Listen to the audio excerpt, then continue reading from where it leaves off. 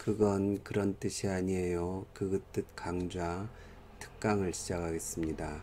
특강의 제목은 인간의 고통과 신의 침묵입니다. 먼저 질문을 하나 드리면서 이야기를 시작하겠습니다. 여러분은 지금 행복하십니까? 아마 그렇다고 말씀하시는 분도 계실 거고 그렇지 않다고 말씀하실 분도 계실 겁니다. 하지만 행복하신 분도 그 행복이 계속 지속되지 않을 걸 아시고 지금 슬픔에 잠긴 분들도 언젠가 다시 또 미소를 띌 날이 올 것도 우리는 알고 있습니다. 그래서 우리나라 그 농촌 운동가이셨던 유다령 박사님이라는 분이 쓴 그 슬픔에 관하여라는 수필이 있습니다.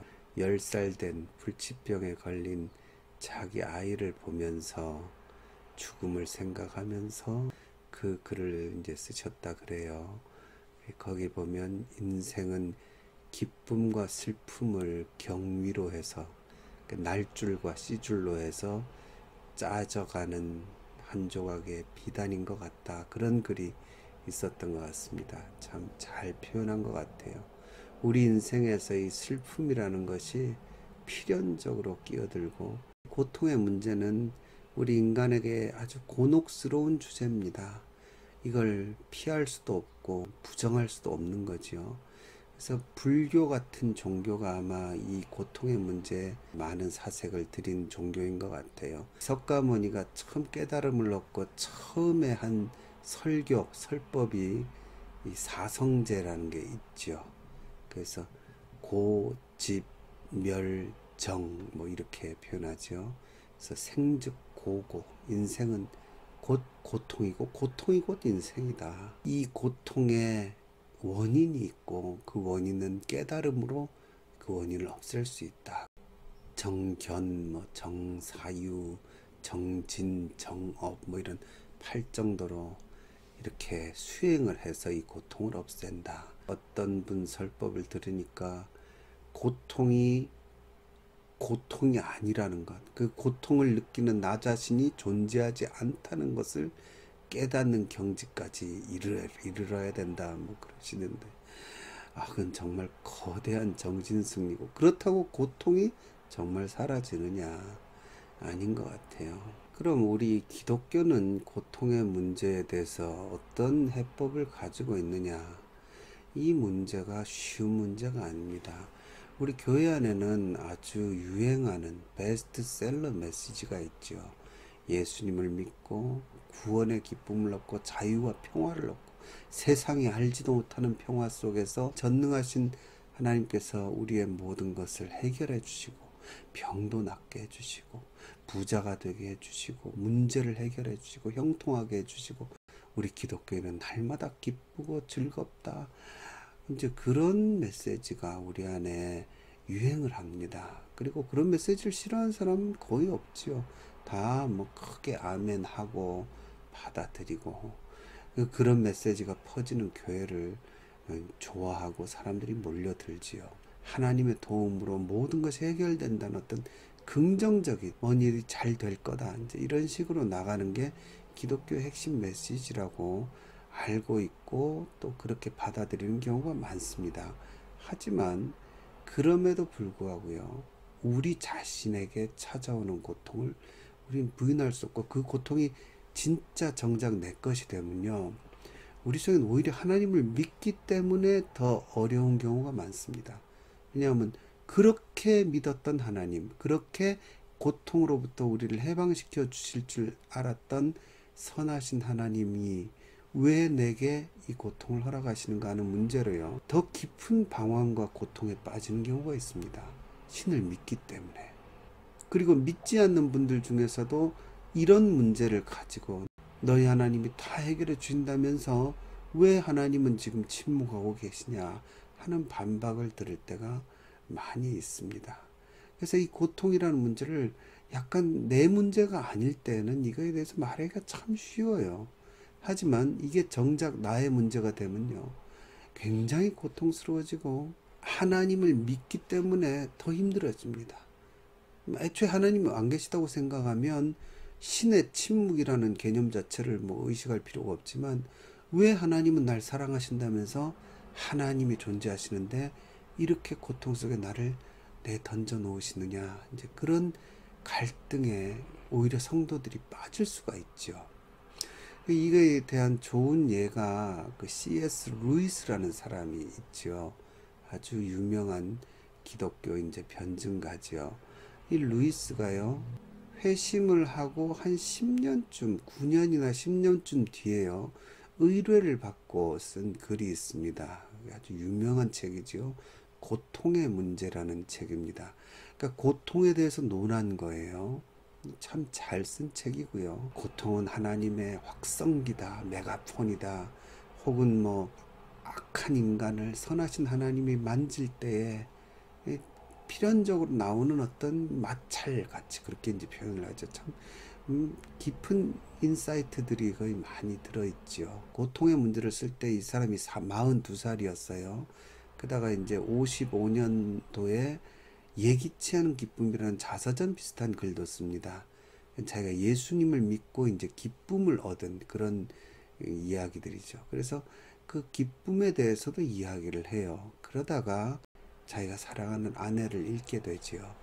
그리고는 이제 깊은 고통 속에서 헤아려 본 슬픔이라고, 관찰된 슬픔이라고 그럴까요?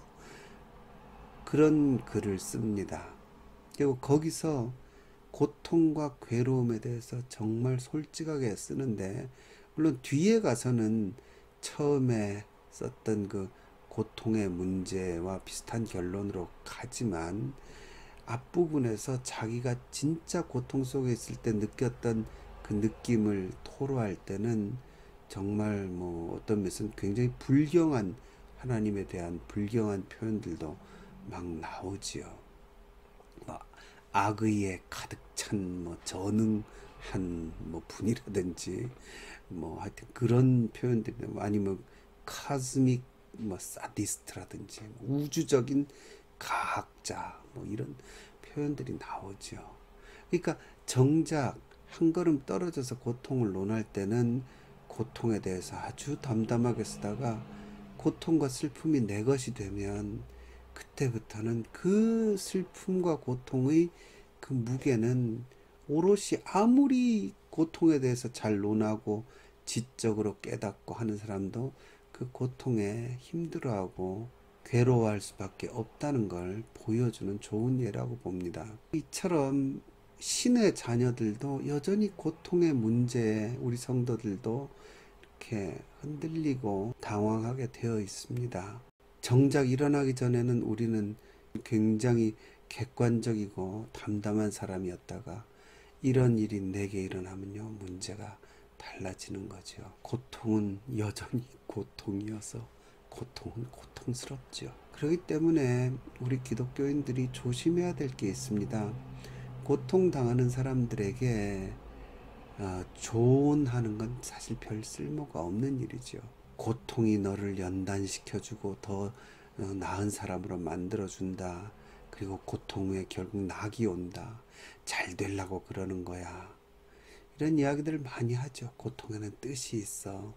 하지만 이런 이야기들이 정작 고통받는 사람에게 크게 이렇게 위안이 되지 않죠. 특히 우리가 큰 실수를 하는 것 중에 하나가 뭐냐면, 너보다 더 고통스러운 사람들, 그 사람들을 봐야 돼, 이런 이야기를 많이 합니다. 이 상대적인 행복에 대한 이야기는요, 우리 기독교인들이 참 주의해야 될 겁니다. 그런 고통과 불행한 사람 속에서 나는 그래도 행복해, 이거는 전혀 기독교적이거나 성경적이지 않죠. 제가 기억해보면 이런 설교 예화들이 많았던 것 같아요. 예를 들어서 무슨 새벽 기도 가기 싫은데 힘을 다해서 새벽 기도를 갔다 왔더니 아파트가 무너져 있고 그래서 자기들만 살았다. 혹은 뭐 광부가 기도하는 사이에 사람들이 비웃는데 개가 와서 이렇게 밥을, 도시락통을 물고 나가버려서 그 개를 쫓아 나갔는데 사람들은 깔깔 웃고 그러는데 나와 보니까 갱도가 무너져서 사람들이 다 죽고 자기만 살았다. 그런 얘기들을 많이 들었어요. 그리고 아멘하고 뭐 이제 예수 믿으면 위험과 고통이 다른 사람에겐 가도 나한테는 피해간다. 참 기독교적인 얘기입니다. 왜냐하면요, 예수님이 우리에게 주신 가장 큰 강령이 내 이웃을 내 몸과 같이 사랑하라는 거거든요. 이기적인 면의 사랑이 아니라 내 이웃의 고통을 내 몸에 같이 지라는 거잖아요. 그러면 지금 내가 행복해도요, 기독교는 행복할 수가 없습니다. 궁극적으로 우리 주변에 있는 이웃들, 특히 이때 내 이웃이 그럼 누굽니까? 이렇게 서기관이 물었을 때 예수님께서 말씀하신 게 선한 사마리아인 이야기잖아요. 선한 사마리아인 이야기가 얘기하는 게 뭐냐면 고통에 빠져 있는 사람, 그 사람이 내 이웃이 될 수 있다는 거죠. 여러분, 우리의 이 시각을 진짜 성경적으로 기독교적으로 예수님의 가르침 쪽으로 바꾸면 기독교인은요, 죽을 때까지 고통을 짊어지는 사람들입니다. 왜냐하면 내가 안 고통스러워도 남의 고통을 져야 될 의무가 있는 거예요. 이 세상에는 내가 지금 행복해도 내 곁에 힘든 사람들이 많거든요. 그 이웃들의 고통을 같이 짊어지고 살아가는 게 교회요, 기독교입니다. 그렇기 때문에 기독교인들은요, 아까 앞에서 말씀드린 그 교회에서 유행하는 그 메시지들과 사실은 참 정반대의 길을 걷는 게 정상입니다. 그런 어떤 뭐 잘되고 뭐 남들이 다 망해도 나는 잘되고 이런 어떤 속에서 끝없이 나는 행복해를 외치는 게 아니라요, 다른 사람의 고통, 나는 지금 행복해도 다른 사람의 고통 때문에 고민하고 그걸 위해서 이제 그 고통을 나눠지는 사람들, 그게 이제 정상적인 어떤 기독교인들이지요. 이게 우리가 성경책을 볼 때도 마찬가지입니다. 예를 들어서 다윗 시대에 전염병이 크게 일어난 적이 있죠. 다윗 잘못 때문에 일어났다고 성경은 말하는데 다윗 말고 엉뚱하게 7만 명이나 되는 사람이 죽었다 이렇게 나와요. 그걸 봤을 때요, 여러분 어느 쪽에 집중이 되십니까? 그 죽은 7만 명도 볼 줄 알아야 돼요. 다윗과 요나단 이야기에서요, 요나단을 볼 수 있어야 돼요. 우리는 성경을 보면 맨날 주인공이 나라고 생각을 합니다. 하지만 사실은요, 그 주인공 옆에 있는 사람들 이야기, 예수님의 시각이 그게 아니었을까 하는 생각을 할 때가 많습니다. 그래서 욥의 고통 알지요? 근데 갑자기 죽은 욥의 자녀들은 또 뭡니까? 그 7명의 아들과 3명의 딸이 갑작스럽게 죽어야 되는 그 상황들. 예수님의 사상을 보면요, 선한 사마리아인 이야기라든지 그런 걸 보면 빈자리, 소외된 자리, 거기에 있던 사람들, 그 사람들을 주님이 중심으로 이렇게 세워주신다, 거기에 집중하신다는 걸 많이 느끼게 되죠. 이처럼 상대와 이웃의 고통, 그런 고통을 보면서 나는 안 그래서 다행이다 하는 이기적인 어떤 행복감, 그건 기독교의 본질이 아니죠. 남의 어떤 고통을 우리도 뭐 오지랖 넓게 가가지고 막 이렇게 뭐 이래라 감나라 대추나라 하는 게 아니라 그들의 고통을 공감할 수 있는 능력. 그래서 로마서 12장 15절에 보면 즐거워하는 자들과 함께 즐거워하고 우는 자들에게 훈계와 조언을 하지 말고 우는 자들과 함께 울라 그러시죠. 그런 어떤 단계의 기독교의 경지가 필요하죠. 아까도 말씀드렸지만요, 고통 속에 있으면 신의 침묵 때문에 성도들이 더 힘들어하는 경우가 있어요.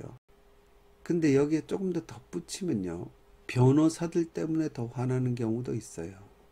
그러니까 신이 침묵하시는데 신은 가만히 계시고요, 신을 옹호하는 수많은 사람들이 나와서 신을 대변하고 주로 나오는 답변들이 고통은 뜻이 있다, 고통 끝에 낙이 온다, 고통은 너를 단련시키고 아름답게 만들고 네 영혼을 정화한다, 이런 얘기들이 성경에 나오죠. 그리고 틀린 말들이 아닙니다. 그런데 이런 이야기들은 아마 지금 강의를 들으시는 분들은 다 아실 겁니다. 제가 지금 강의를 드리는 거는 이런 말씀을 드리려는 게 아닙니다. 저는 불경한지 모르지만 하나님의 심리 상태를 조금, 혹은 하나님의 가치관이라 그럴까요? 그걸 좀 엿보는 시간을 가져볼까 합니다. 이런 침묵하신다고 느끼게 만드시는 하나님, 혹은 고통에 전혀 개입하지 아니하시고 그냥 내버려 두신 것 같은 하나님, 우리가 기대하는 것처럼 우리에게 선하게 이렇게 인도하시지 않고요. 물론 그 속에서 깨닫고 감사하는 많은 훌륭한 성도님들이 계시지만, 그러나 대부분 안 그러는 분들도 굉장히 많아요. 이 고통 때문에 신앙을 떠난 사람들도 많고요. 굉장히 많은 사람들이 하나님께 등을 돌리고 믿지 않는 세계에 가면 하나님을 잠깐 믿어. 우리나라 같은 경우는 교회 한 번 안 간 사람 없습니다, 여러분. 어린이 주일학교라든지 여름 성경학교라든지 가서 다 설교 한 번씩 들었어요. 그러니까 코미디나 이런 데서 기독교를 이렇게 비난하면 다 웃는 게요, 다 알기 때문에 그렇습니다. 교회 분위기를 다 알아요. 무슨 설교가 맨날 나오는지도 대충 알지요. 그러기 때문에 그 속에서요, 우리는 훌륭한 성도들을 봅니다. 진짜로 고통의 뜻을 발견하고 정답을 찾아가는, 슬픔 속에서 더 일어서는 성도들 물론 훌륭하죠. 그러나 그 외에 굉장히 많은 그렇지 못한 분들도 계세요. 아까 말씀드렸지만 우리가요, 그런 분들에도 주목을 해야 돼요. 그런 분들을 위한 메시지도 필요하다는 거죠. 우리 하나님께 감춰져 있는 어떤 우리와 다른 생각, 그분의 생각은 우리와 다르다 그러시잖아요. 그 하나님의 생각을 좀 엿보는 시간을 이 강의를 통해서 가져봤으면 좋겠습니다. 그래서 이제 성경 구절을 하나 보겠습니다. 열왕기상 14장 1절인데요. 그때 여로보암의 아들 아비야가 병든지라, 이런 말씀이 나옵니다. 여로보암은 북이스라엘의 초대 왕이죠. 금송아지를 만들어서 하나님께 범죄한 왕인데 그 아들이 지금 병이 들었어요. 부인을 변장시켜서 자기가 왕이 될 걸 예언했던 그 아히야라는 선지자를 만나게 합니다. 결론적으로 하나님께서 아히야를 통해서 12절에 보면 너는 일어나 내 집으로 가라. 내 발이 성읍에 들어갈 때 그 아이가 죽을지라. 그러니까 아들이 어떻게 될지 물어보려고 선지자를 찾았는데 하나님께서는 아들이 죽을 거라 그랬습니다. 그런데 그 다음 구절이 재밌어요. 온 이스라엘이 그를 위하여 슬퍼하며 장사하려니와 여로보암에게 속한 자는 오직 이 아이만 묘실에 들어가리니 이는 여로보암의 집 가운데에서 그가 이스라엘의 하나님 여호와를 향하여 선한 뜻을 품었음이니라. 그러니까 여로보암의 아들 아히야는 하나님 앞에 선한 뜻을 가졌던, 그 하나님 보시기에 의로웠던 사람이에요. 그러니까 하나님께서 뭔가 은혜를 지금 베풀고 계시는데, 그 은혜가 우리가 생각하기에는 병이 낫는 거든지, 그래가지고는 얘만 어떻게 따로 더 좋은, 우리가 생각하기에 더 좋은 어떤 은혜를 얻을 수 있는 많은 것들이 있잖아요. 하나님 보시기에 이 아이는 착한 사람이니까요. 그런데 하나님께서 그렇게 하지 않으시고 결론적으로는 죽는 게 이 아이에게 은혜를 베푸는 거다, 이렇게 말씀을 하세요. 인생이라는 게, 삶이라는 게 굉장히 중요하잖아요. 죽음은 굉장히 큰 사건이죠. 그래서 이 죽음의 경계를 넘어가서 이루어지는 일보다 이 죽음 경계 안에 있는 이 이생, 현재의 삶 속에서 뭔가가 이루어지고 병이 낫고 뭐 이 아이가 뭐 더 좋은 일이 생기고 이런 일이 생길 때에 우리는 그거를 은혜라고 생각하는데, 하나님께서는 이 아이에게 지금 은혜를 베풀고 있어요. 근데 그 은혜가 뭐냐면 죽는 거예요. 물론 뭐 거기에 편안히 묘실에 들어간다 이런 의미가 있어서 이제 그 아버지 집안 사람들처럼 험하게 죽는 건 아니다, 그게 은혜다, 이런 의미가 있지만, 그러나 어떻게 됐든 이 아이는 하나님 보시기에 선한 사람으로 인정을 받고 하나님이 선하게 은혜를 베푸시는데, 그게 뭐냐면 그 병에 걸려서 낫지 않고 그냥 그대로 죽는 거예요. 그러니까 우리가 이 죽음이라는 문제, 이생과 내생이라는 문제에 인간은 분명한 구분을 가지고 있습니다. 이 분명한 구분을 하나님께서 무시하고 계신다는 걸 우리가 여기서 느낄 수 있습니다. 삶과 죽음의 한계가 보이지 않아요. 그냥 연속선상에 있다는 걸 알 수 있습니다. 이게 인간과 하나님 사이에 중요한 가치관의 차이입니다. 이사야서에도 나오지만 하나님이 너희의 길과 나의 길이 다르고 너희의 생각과 나의 생각이 다르다는 그런 말씀처럼 우리 인간이 생각하고 있는 가치관과 우린 당연히 이걸 하나님께도 적용하죠. 그런데 하나님이 생각이 다르다는 것을 우리가 여기서 살짝 엿볼 수가 있어요.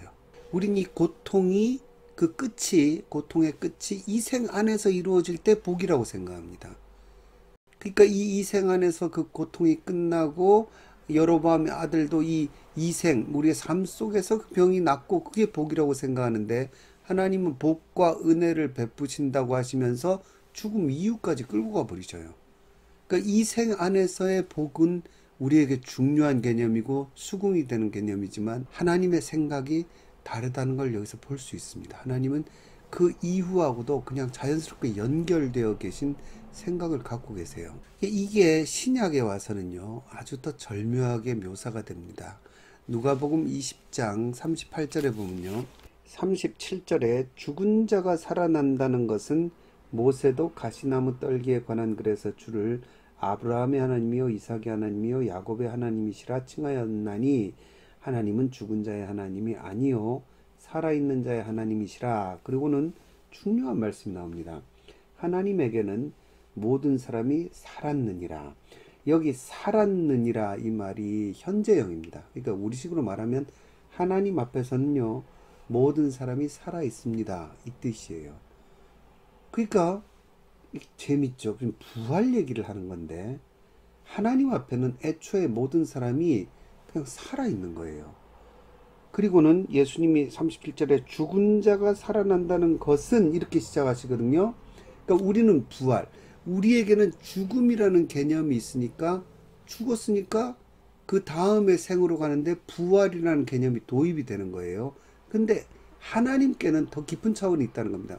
하나님께는요 애초에 죽음도 없고 부활도 없고 그냥 모든 사람이 우리 눈에 죽은 것 같은 사람, 우리 눈에 천국 간 것 같은 사람 뭐 이런 구분이 없이요 다 살았다는 겁니다. 살아있다 이거예요. 살아있다.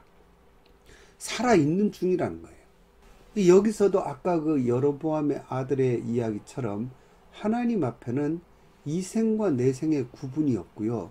죽음이라는 거 어마어마한 사건을 우리처럼 심각하게 생각하지 않으시는 경향을 엿볼 수가 있습니다. 그러니까 어떤 면에서는 부활이라는 것도 굉장한 사건이잖아요. 근데 부활이 굉장한 사건인 거는 죽음이 있기 때문에 죽음이 어마어마한 사건이라고 생각하기 때문에 부활도 어마어마한 사건이에요.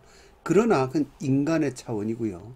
하나님 앞에 가면 하나님께는 그냥 죽음, 부활, 애초에 그런 거 다 없죠.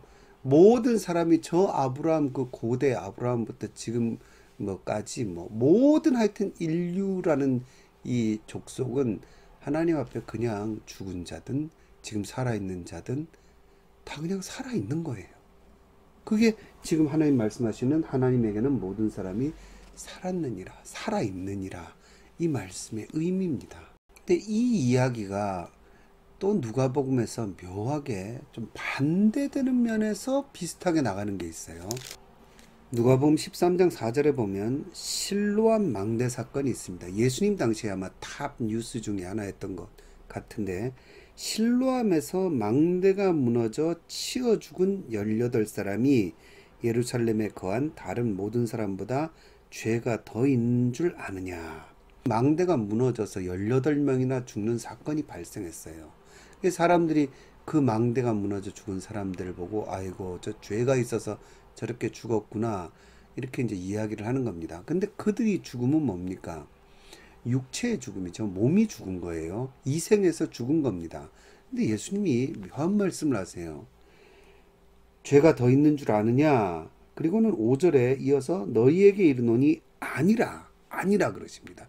부정하시면서 너희도 만일 회개하지 아니하면 다 이와 같이 망하리라 이렇게 말씀하십니다. 자, 잘 보십시오. 18명이 죽었어요. 그 불의의 사고로. 이들의 죽음은 몸의 죽음이에요. 근데 예수님께서는 너희도 이와 같이 망하리라 그래요. 이와 같이. 그들의 몸의 죽음과 지금 이 사람들의 망함, 이걸 지금 같이 보는데, 사실은 이 사람들도 이와 같이 망하지 않죠. 왜냐하면 망대가 무너져서 죽는 사건은 그 사람들이 일어난 특별한 사건이고, 여기 지금 이야기를 듣는 모든 사람들은 망대가 무너져서 죽지는 않죠. 이처럼. 그럼 여기서 망한다는 건 뭔지 우리는, 믿는 사람들은 알지요. 뭡니까? 결국 하나님 앞에 심판을 받는 죽음을 얘기하는 거예요. 왜냐하면 여기 회개하지 아니하면이 붙거든요. 그러니까 회개치 않고 망하는 건 뭐냐? 이건 영혼의 망함이죠. 우리가 아는 대로 지옥 가는 거예요. 근데 지금 여기서 예수님은 이 두 가지를 동일선상에 놓습니다. 그러니까 아까 앞에서 삶과 죽음의 경계가 하나님 앞에 없는 것처럼 보이잖아요, 지금. 전혀 하나님은 죽음이란 개념을 의식하지 않으시고 오히려 발표하시죠. 모든 사람이 하나님 앞에서는 살아있는 중이다, 이렇게 얘기하세요. 심지어 모세와 아브라함까지 다 그냥 살아있는 중이에요. 그런데 지금 여기서 예수님은 같은 얘기를 반대의 관점에서 얘기하시는 거예요. 뭐라면 결국은 죽는 것도, 몸이 죽는 것, 이건 아무것도 아니라는 거예요. 왜냐하면 너희도 똑같은 죽음을 맞이할 건데, 몸이 죽는 것과 영혼이 죽는 것이 연속성상에 있습니다. 그 사람들의 죽음을 예수님께서는 이 영혼의 심판에 의한 죽음과 연결을 같이 시켜버리세요. 물론 여기에는 복음의 근본에 있는 모든 사람이 죄를 범하였으며 하나님의 영광에 이르지 못하는 심판의 개념이 있는 거죠. 근데 여하튼 여기서 죽음이라는 개념이요, 또다시 일직선상에 섭니다. 쉽게 말해서 살아있다는 개념도 이생에서의 삶과 저생에서의 삶이, 중간에 우리는 죽음이라는 큰 관문이 있는데도 불구하고 하나님 그걸 전혀 의식하지 않으시고 죽음을 통과한 삶이나 죽음을 통과하기 전의 삶이나 하나님 앞에 일직선으로 있는 거고, 예수님은 반대 관점에서 동일한 얘기를 하시는 겁니다. 인간의 삶 속에서 일어나는 죽음이 몸의 죽음이나 저 이후에 있는 저 영혼의 죽음이나 그것도 동일선상에 있는 거예요. 이게 뭔 말이냐면 하나님 앞에는 삶도 죽음도 다 의미가 없고요. 그냥 모든 사람이 다 살아있고 동시에 그 모든 사람은 죽을 존재라는 거예요. 이때 죽음은 멸망이죠. 그러니까 몸의 죽음이 여기서 다시 또 무시되는 겁니다. 몸의 죽음이라는 개념이 하나님도 예수님도 그렇게 중요한 개념으로 생각하지 않으신다는 거예요. 이게요, 이 복잡한 얘기가 하나로 섞여서 우리 인간의 관점에서는 죽음이 여전히 중요하잖아요. 그럼 죽음이 중요하면 뭐가 중요합니까? 부활이 중요해지죠. 그래서 이 죽음과 부활이라는 차원에서 다시 이걸 이야기한 게 뭐냐면 이 요한복음에 나오죠. 뭐라고 하십니까? 요한복음 5장 29절에 보면 선한 일을 행한 자는 생명의 부활로, 악한 일을 행한 자는 심판의 부활로 나오리라, 이런 말씀이 나오죠. 그러니까 우리에겐 죽음이라는 개념이 중요하니까 이 죽음이라는 개념 후에 부활이라는 개념이 나오죠. 죽음을 통과해야 되니까요. 그래서 죽음을 통과하고 부활을 한 다음에 하나님 앞에 생명이냐 혹은 심판이냐, 이 두 가지로 이제 하나님께 판단을 받는다는 얘기가 요한복음 이 5장 29절에 우리에게 이제 알려주시는 말씀인데요. 누가복음 12장 4절, 내가 내 친구 너희에게 말하노니 몸을 죽이고 그 후에는 능히 더 못하는 자들을 두려워하지 말라. 몸이 죽는다는 개념이 나오죠. 그래서 몸이 죽는데 그 후에는 그 사람들은 더 뭘 못해요. 근데 5절에 마땅히 두려워할 자를 내가 너희에게 보이리니 곧 죽인 후에 또한 지옥에 던져넣는 권세 있는 그를 두려워하라. 내가 참으로 너희에게 이르노니 그를 두려워하라, 이렇게 말씀하십니다. 그러니까 몸의 죽음, 그 이후에 있는 죽음, 우리 잘 아는 말씀이죠. 심판받아서 지옥에 간단 말이에요. 이 천국 지옥 얘기하면 우습다는 사람들이 있지만요, 사실 이 천국과 지옥은 예수님이 가장 많이 말씀하셨어요. 성경에서요. 사실 지옥 얘기도 예수님이 제일 많이 하시죠. 그런 개념이죠. 죽인 후에 지옥에 던져넣는 권세 있는 그를 두려워하라. 근데 이 말씀이 마태복음에 보면 어떻게 나오냐면요. 마태복음 10장 28절에 몸은 죽여도 영혼은 능히 죽이지 못하는 자들을 두려워하지 말고 오직 몸과 영혼을 능히 지옥에 멸하실 수 있는 이를 두려워하라. 이 땅에서의 몸의 죽음에 대해서 예수님은 별거 아닌 것처럼 또 말씀을 하세요. 그건 두려워할 일도 아니고요. 무서워할 일도 아니고 이 몸이 죽은 후에 다시 진짜 망하리로다 그러잖아요. 회개치 않으면 그 망하는 것, 정말 망하는 건 영혼이 죽는 거다. 그 몸과 영혼을 다 죽이실 수 있는 하나님을 두려워해야 된다. 이렇게 이야기를 하고 계세요. 이건 우리가 잘 아는 심판의 개념이죠. 근데 우리가 여기서 간구하는 게 뭐냐면요. 계속해서 무시되고 있는 것이 한 가지 있죠. 그게 뭐냐면 몸의 죽음입니다. 몸에 죽는 거에 대해서 하나님도 아예 하나님은 죽음이라는 개념 자체를 생각하지 않으시는 것처럼 보여요. 예수님은 몸의 죽음은 하찮은 것이라는 것처럼 지금 얘기를 하고 계세요. 두 분이 결국 같은 동일선상에서 이야기를 하고 계시는 겁니다. 이러한 하나님의 생각, 예수님의 생각을 우리가 좀 더 고려해 보면요. 하나님께서 왜 침묵하신가에 대한 어떤 답이 살짝 보이는 것 같아요. 우리는 하나님께서 이 땅에서 우리의 일거수일투족을 지키시고 보호하시고 뭐 눈동자같이 속눈썹 하나까지 다 지키고 보호하신다 이런 말씀을 좋아하지만 궁극적으로 예수님의 사상 속으로 예수님의 가르침 속으로 예수님이 소개하신 하나님 속으로 들어가 보면 하나님은 우리 몸의 죽음을 개의치 않으세요. 왜냐하면 몸이 죽으나 죽지 않으나 우린 여전히 하나님 앞에 그냥 살아있는 존재예요. 그걸 우리가 깨닫게 되면 우리 몸의 고통, 여러분 죽음이 뭡니까? 고통의 극치지요. 그 몸의 고통과 몸의 죽음에 하나님이 침묵하고 계시는 걸 왜 그러시는지 좀 이해가 되죠. 그게요, 우리한테는 어마어마한 일인데 하나님 앞에는 그게 별일이 아니라는 거예요.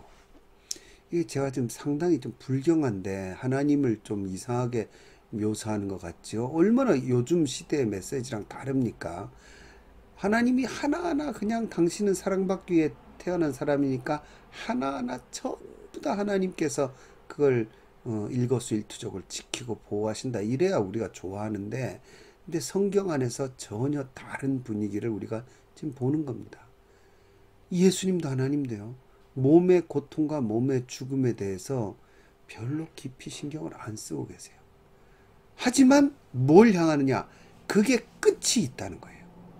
그 끝이 우리는 죽음 이전에 이루어져야 복이라고 생각을 하는데 하나님 앞에는 죽음이라는 개념 자체가 없기 때문에 그냥 지금 고통스럽지만 이게 좀 있으면 끝날 일이라고 지금 보고 계신다는 걸 우리가 엿볼 수 있습니다. 하나님 앞에서는 뭐 너무나 당연하게 모든 사람이 그냥 살아있는 상태인데 우리 인간한테 오니까 이게 복잡해지는 거예요.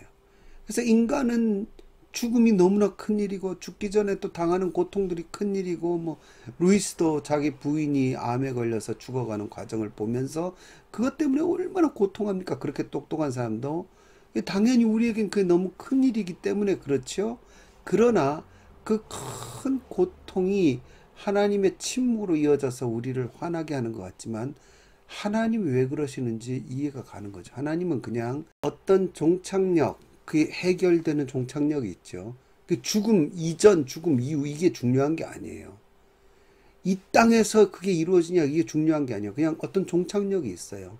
반드시 있어요. 그거는. 그걸 향해서 지금 오고 있는 과정에 있다. 그렇게 보시기 때문에 우리가 왜 이 땅에서 살아가는 사람을 잃어야 되고 왜 이 땅에서 불치의 병에 걸려야 되고 왜 이 땅에서 고통을 당해야 되고 왜 이 땅에 이러한 모든 것들이 하나님 앞에서는 의미가 없어진다는 겁니다. 왜? 죽음이라는 개념 자체가 하나님께는 무의미하기 때문이죠. 그렇지만 인간에게 있어서는 이게 중요하기 때문에 성경에서는 이게 교차적으로 나타나는 겁니다.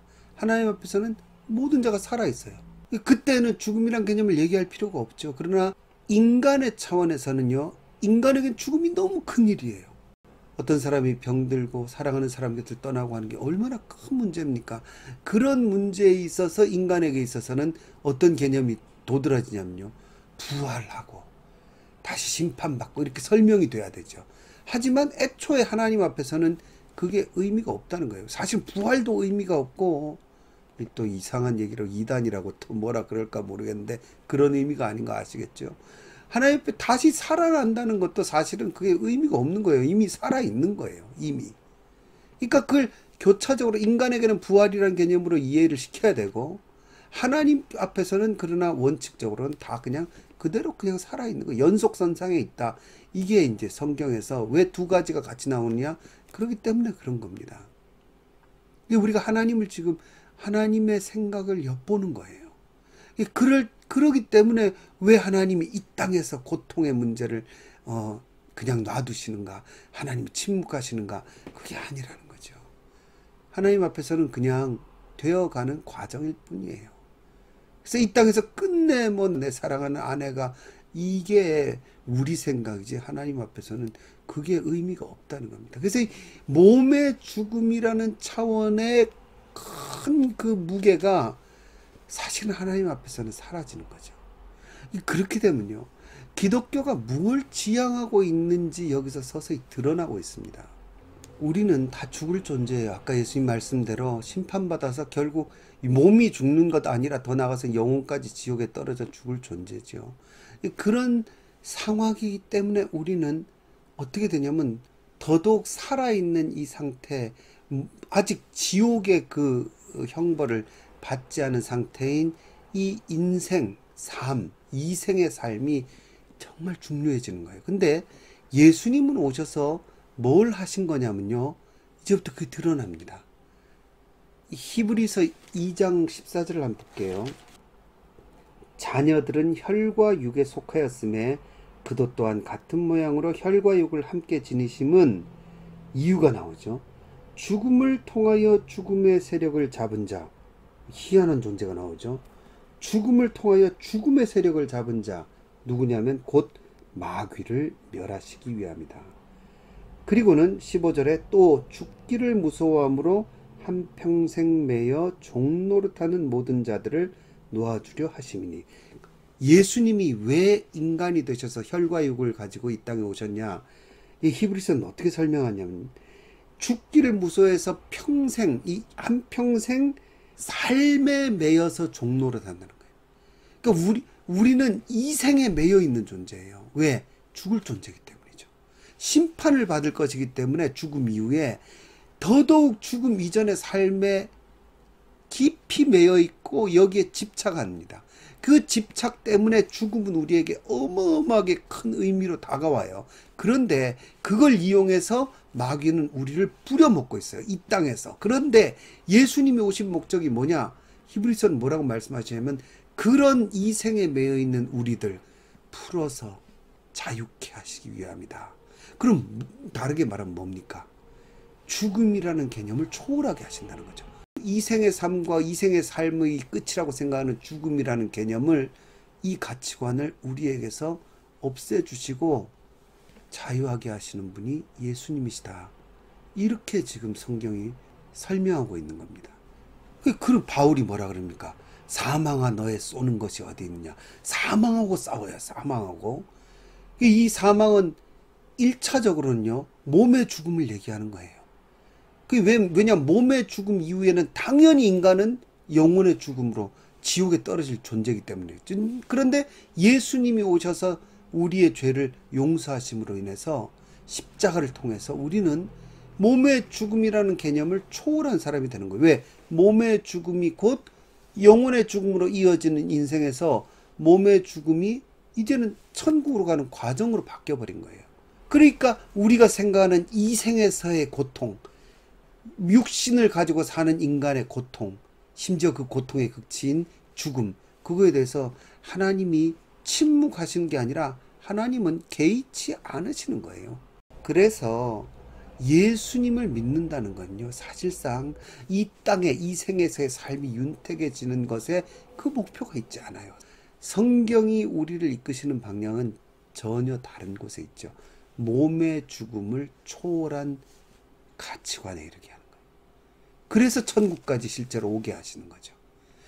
그러한 경지에 사실상 도달한 사람이 있느냐? 그렇죠. 바로 그런 분들이 우리 믿음의 선배들이었습니다. 그래서 전에 이거는 제가 그 뜻에서 한번 말씀드린 것도 같은데 요한복음에 보면 그 사상이 나타나 있습니다. 요한복음 11장 25절에 보면 우리가 아주 잘 아는 말씀이죠. 예수께서 이르시되 나는 부활이요 생명이니 나를 믿는 자는 죽어도 살겠고. 너무 이해가 잘 되시죠? 죽음에서 살아난다. 예수님 부활이시니까. 그런데요, 그 다음 말은요 굉장히 알쏭달쏭한 말이죠. 무릇 살아서 나를 믿는 자가 있어요. 그 앞에는요 죽어도, 이건 몸의 죽음이잖아요. 몸이 죽어도 다시 살아난다는 거예요. 부활이죠. 그런데 26절에 무릇 살아서 나를 믿는 자, 다른 존재예요. 살아서 나를 믿는 자, 어떤 다른 단계를 얘기하시는 것 같아요. 근데 이 존재는요 부활도 없어요. 뭐냐면요 영원히 죽지 아니한다 이거예요. 그러니까 믿는 순간 이미 부활을 해버린 거예요. 그래서 믿는 순간에 부활을 됐기 때문에 몸의 죽음도 사라진 거예요. 그에게 있어서 죽음이란 건 아무 문제가 아닌 거예요. 그러니까 하나님 앞에 모든 사람이 살아있는 것처럼 이제 나도 하나님 앞에 그저 살아있는 존재로 부활할 필요도 없는 존재. 왜? 믿는 순간 이미 부활을 해버린 거예요. 그런 말씀이 지금 여기에 들어있습니다. 근데 이게 어디서 다시 확인이 되냐면 요한복음 5장 24절에 내가 진실로 진실로 너희에게 이르노니 내 말을 듣고 또 나 보내신 이를 믿는 자는 영생을 얻었고 심판에 이르지 아니한다 이렇게 나오죠. 근데 재밌는 거는요 영생을 얻었고 심판에 이르지 아니한다, 둘 다 얻었다 이르지 아니한다, 이게 전부 다 현재형입니다. 지금 현재 이미 얻은 상태라는 거예요. 심판에 이르지 않은 상태라는 거예요. 그리고는 않을 것이고가 아니에요. 그리고는 사망에서 생명으로 옮겼느니라, 이거는요 완료형이에요. 그러니까 예수님을 믿는 순간, 믿는 자는 현재 이미 영생을 누리고 있는 사람이라는 말씀이 이 안에 들어있어요. 사망에서 생명으로 옮겨졌다, 이미 완료된 거예요. 그래서 25절에 보면 진실로 진실로 너희에게 이르노니 죽은 자들이 하나님의 아들의 음성을 들을 때가 오나니. 자, 우리가 생각하기엔 죽은 자들이 하나님의 아들의 음성을 들을 때가 온다, 그게 무슨 뜻입니까? 그렇죠. 우리가 무덤에서 죽은 다음에 뭐 하나님 말씀을 듣고 살아날, 그런 인간적인 차원에서는 죽음이 중요하니까 죽음 이후에 주님의 어떤 뭐 심판의 음성을 듣든지 생명의 음성을 듣든지 그런 의미예요. 그런데 여기에 갑자기 무슨 말이 첨가가 되냐면 죽은 자들이 하나님의 아들의 음성을 들을 때가 오나니, 이때 오나니도 현재형이에요. 지금 온다는 거예요. 그러면서 곧 이때라 이런 말이 나옵니다. 곧 이때라. 지금 현재라는 거예요. 그러니까 다시 살아나는데 언제 살아나냐? 이 부활을 얘기하잖아요. 근데 그 부활이 언제냐? 바로 지금이라는 거예요. 이 두 가지가 요한복음에는요 계속 함께 갑니다. 그러니까 인간의 차원에서 죽음을 두려워하는 사람들, 여전히 죽음의 경지에 있는 이 생에 아직도 미련이 많은 사람들을 위한 말씀도 있고요. 그 경지를 넘어선 사람들을 위한 말씀도 있고, 두 가지가 같이 가는 거예요. 마치 하나님 앞에 모든 사람이 살아있다 하는 그 최고의 가르침, 그걸 예수님이 또 몸과 영혼이란 개념으로 분리해서 말씀하시는 것, 그 두 가지가 같이 성경에서 가듯이 여기서도 그렇게 이어지고 있다는 겁니다. 그래서 요한복음에는 아까 얘기한 대로 죽어도 살겠고, 몸이 죽고 나는 부활할까 이렇게 믿는 사람도 있고요. 더 나아가서 나는 살아서 예수님 믿음으로 이미 부활도 지나가 버린 거예요. 부활해버린 거예요. 그리고는 부활한 상태에서 영원히 죽지 않는 이미 영생체가 되어 있는 사람이 있다는 거예요. 그 사람에게 있어서 앞으로 죽겠죠. 그건 아무것도 아니라는 거예요. 마치 예수님과 하나님께 몸의 죽음이라는 과정이 아무것도 아닌 것처럼. 기독교는 궁극적으로 이러한 차원으로 사람을 이끄는 겁니다. 교회와 기독교가 가르칠, 인간에게 가르칠 가장 핵심은 거기에 있습니다. 우리가 제자 훈련하고 뭐하고 헌금 많이 하고 뭐 봉사 많이 하고 이렇게 하는 사람으로 바꿔야 된다. 물론 그건 표면적인 거죠. 궁극적으로 우리는 말씀을 통해서, 하나님의 성령을 통해서 어디에 이르냐면 이러한 경지, 하나님 앞에 모든 사람이 살아있는 것처럼 이제 사람으로서 하나님 앞에 나는 그저 살아있는 거예요. 특히 구원받은 사람으로서 심판이 지나가 버리고 이미 부활도 해버리고 이미 천국을 사는 사람, 영생을 누리는 사람으로서 살아가는 경지, 그게 우리의 목표고 그걸 결국 이룰 거예요. 얼마 안 있어서 우리 죽은 다음에 이루는 거죠. 근데 그 죽은 다음에 이루는 거라고 말하는 것도 인간의 표현이죠. 사실상 그게 그냥 가는 과정이에요. 그리고 거기에 이를 거예요. 그 길로 하나님이 우리를 이끌고 계시다는 겁니다. 그래서 이 요한복음을 읽던 사람들 중에 그러한 경지에 있던 사람들이 있었다는 거죠. 살아서 나를 믿는 자들이 있었고, 그 살아서 믿는 자들은 안 죽는 거예요. 영원히 죽지 않는 거예요. 여러분, 요한복음의 사람들뿐 아니라요, 우리가 잘 아는 바울, 당연히 바울도 그랬죠. 볼까요? 에베소서 2장 5절에 바울이 이렇게 고백하죠. 허물로 죽은 우리를 그리스도와 함께 살리셨고 너희는 은혜로 구원을 받은 것이라 또 함께 일으키사 그리스도 예수 안에서 함께 하늘에 앉히시니. 이게 재밌는 건 살리셨고 일으키사 앉히셨다, 전부 다 과거형입니다. 그러니까 예수님이 그러셨잖아요. 예수님이 살아나셨고 부활하셨고 하늘에 앉으셨다, 이렇게 나오잖아요. 근데 이미 우리도 함께라고 나오잖아요. 함께 살리셨고 그 다음에 함께 일으키사 함께 앉히셨다. 그 바울은 지금 어딜 살고 있는 겁니까? 하늘에 이미 앉은 상태로 살고 있다는 겁니다. 그래서 쉽게 말하면 죽음 이후에 저 하늘을 바라보는 경지, 우리가 잘 아는 경지죠.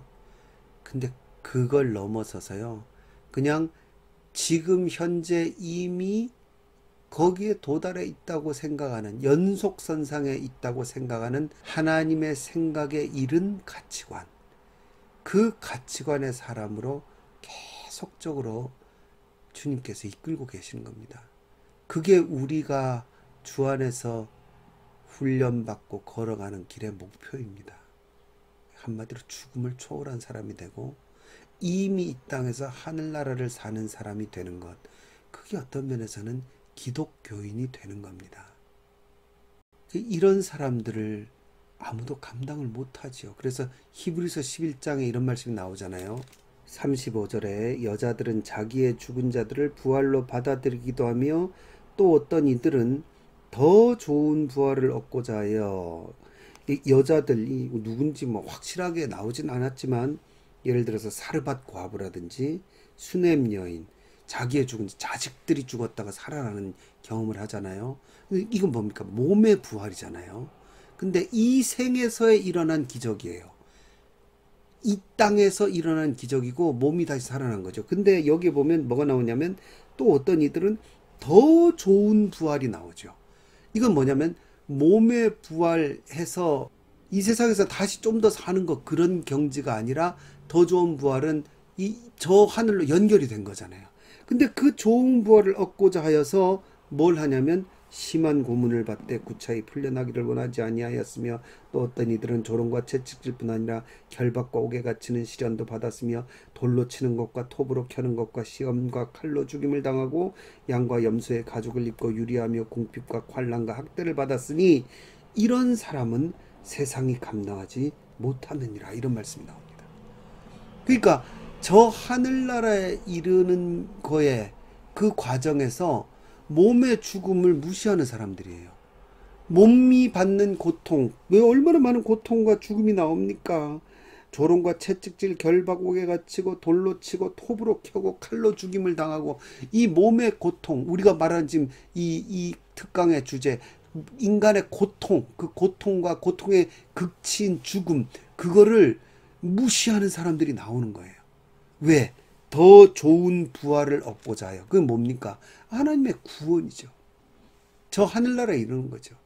그러니까 그걸 위해서요, 단순히 몸의 부활이 아니라 진정한 승리의 부활, 그걸 위해서 그냥 이 땅에서 몸의 경지를 넘어서서 이 땅이 곧 하나님의 나라요, 내가 지금 하나님의 나라에 이미 이르러 살기 때문에 지금 내 몸에 당하는 고통과 괴로움과 죽음이 그냥 아무것도 아닌 것처럼 살아가는 사람, 그 사람들을 세상이 감당치 못할 사람이라고 성경이 이야기하지요. 그 세상이 감당치 못할 사람의 경지로 주님이 우리를 이끌고 계시다는 겁니다. 이게요, 우리 인생에서 물론 이루어지기가 힘들죠. 우리처럼 뭐, 이 믿음이 약한 사람들이 어떻게 이렇게 되겠습니까? 많은 목표는 알아야죠. 이 기독교인이 뭐냐? 기독교가 뭐냐? 우리는 교회에 가르칠 교자입니까? 교회에서 받는 진리의 목표가 뭐냐? 우리는 이 땅을 살지만 저 하늘나라에 이미 앉아 있는 사람, 이미 부활한 사람, 이미 영생을 누리는 사람으로, 그래서 몸의 고통과 부활을 이미 초월해 있는 사람, 하나님 앞에 모든 사람이 살아있느니라 하는 말씀의 의미를 알고 이미 하나님 앞에서 살아가는 사람, 그렇게 살아가는 게 기독교인이 되는 것이죠. 우리가 작고 약한 사람들이지만 이 땅의 고통에 일희일비하지 않고요, 하나님의 생각을 배우고 하나님의 뜻을 배우면서 점점 더 이 요한복음의 사람들처럼, 혹은 바울처럼, 히브리서의 세상이 감당치 못할 사람들처럼 성숙해져 가야 될 줄로 믿습니다. 그 다음 경지가 있다는 것을 깨닫고 하나님의 침묵이 아니라 이게 하나님의 기대구나 하는 것을 깨달으면서 이 땅에서 살아가는 자들이 되어야 될 줄로 믿습니다.